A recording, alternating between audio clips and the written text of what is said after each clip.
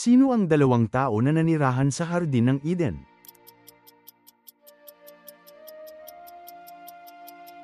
Adan at Eva. Ano ang pangalan ng ama ni David?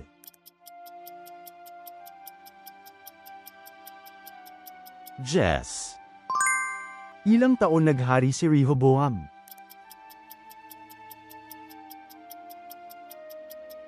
17 taon. Saan pumasok ang mga demonyo nang pinalayas mula sa taong nagsisiyan sa Gerasenes?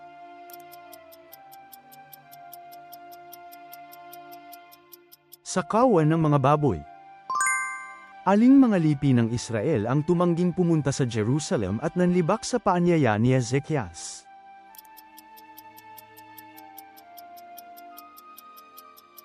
Ephraim, Manases at Zebulun. Ano ang gagawin ng Diyos sa karunungan ng marurunong?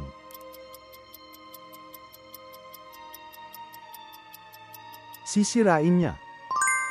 Ayon sa Awit Kapitulo 17, sa ilalim ng anong lilim na nalangin ang mang-aawit na siya'y itago ng Diyos.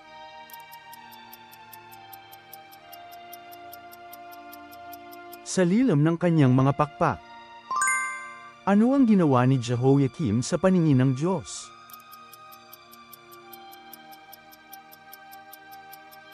Gumawa ng masama. Sino ang nagbigay ng libingan kay Jesus matapos ang kanyang kamatayan sa krus?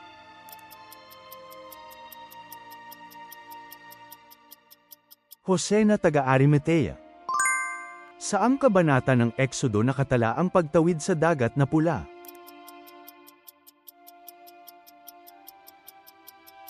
Kabanata 14. Ang utos ng Panginoon ay dalisay, ano ang pinaliliwanag nito?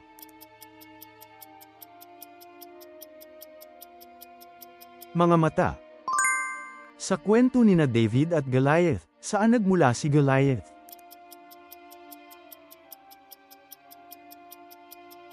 Gad. Saan naranasan ni Elias ang presensya ng Diyos?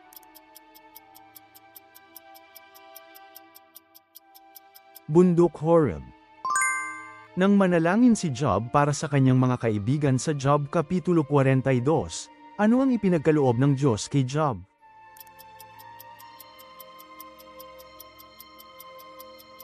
Ibinalik at dinobol ang kanyang kayamanan. Ang taong pinatawad ang mga paglabag at tinakpan ang mga kasalanan ay anong uri ng tao?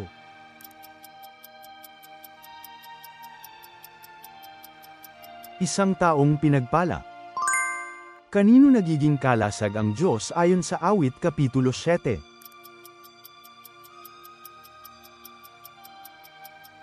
Sa mga may tapat na puso.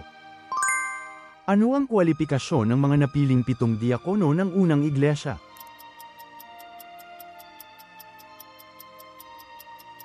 Puspos ng Espiritu at karunungan. Ano ang lasa ng mana na ibinigay sa Israel sa ilang?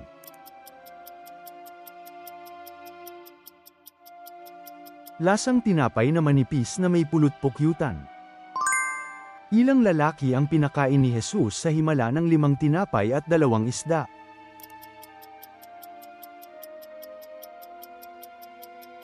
₱5,000 lalaki. Sino ang pari na tumulong kay David nang tumakas siya kay Saul?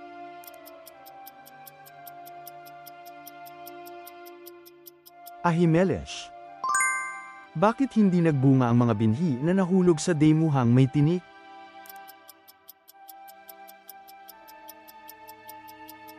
Sinakal ng mga tinik. Nang hanapin ni Josephat ang Panginoon at sundin ang kanyang mga utos, paano pinatatag ng Diyos ang kanyang kaharian?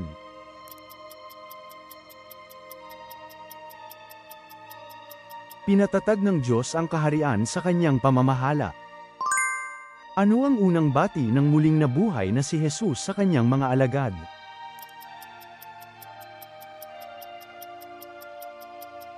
Sumainyo ang kapayapaan. Sinabihan tayong mamuhay bilang mga anak ng liwanag, ang bunga ng liwanag ay nasa lahat ng kabutihan, katwiran, at ano pa.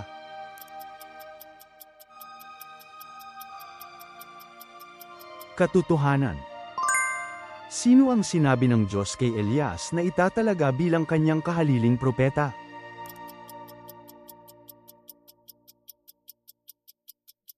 Eliseo. Tungkol sa Israel, paano sinabi ng Diyos na buong araw niyang ginawa para sa matigas ang ulo at masuway ang bayan?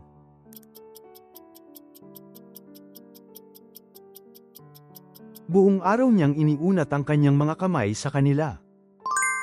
Ayon kay Pablo at sa kanyang mga kamanggagawa, sino ang ating samyo sa harapan ng Diyos, maging sa mga naliligtas at sa mga napapahamak?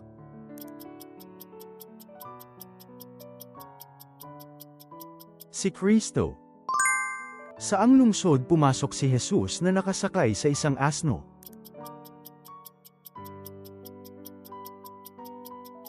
Jerusalem. Anong pahayag ng Biblia ang ginagamit para ilarawan ang natatanging pananampalataya ni Enoch at Noe?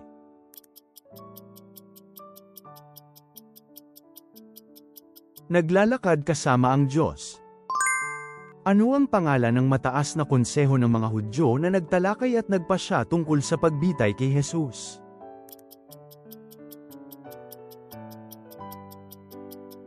Sanhedrin.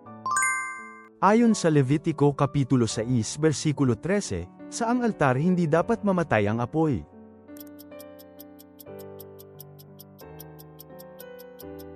Sa altar na pagsusunugan ng handog.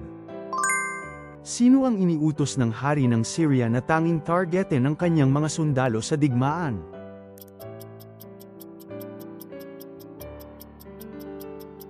Ang hari ng Israel lamang. Anong tawag ang unang ginamit sa mga alagad sa Antioquia?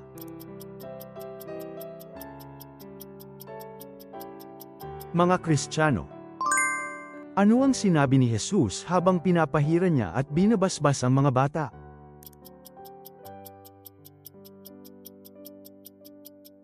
Ang kaharian ng langit ay para sa mga ganitong uri ng mga bata.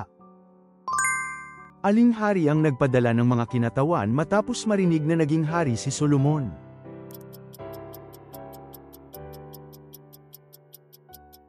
Haring Hiram ng Tyro. Ano ang sukat ng pinakabanal na lugar nang itayo ito?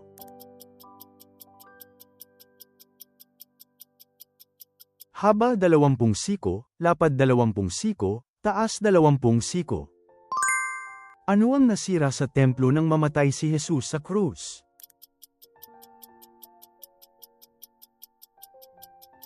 Ang tabing ng templo. Sa Awit Kapitulo 13, sa gitna ng isang nanginginig na kalagayan, sa alin sa Panginoon ipinahahayag ni David na siya ay nagtitiwala.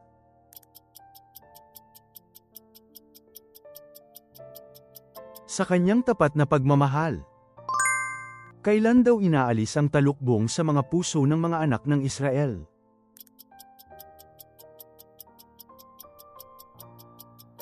Kapag sila'y bumabalik sa Panginoon. Kahit ipamigay ang lahat ng pag-aari sa mga dukha at ialay ang katawan upang sunugin, kung walang pag-ibig, ano ang mangyayari?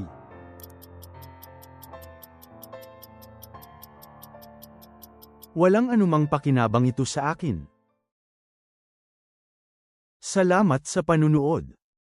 Ibahagi ang inyong mahahalagang puna at kaalaman sa Biblia sa mga komento. Ang pag-subscribe at pag-like ninyo ay malaking tulong para makagawa pa kami ng mas marami pang Bible quiz.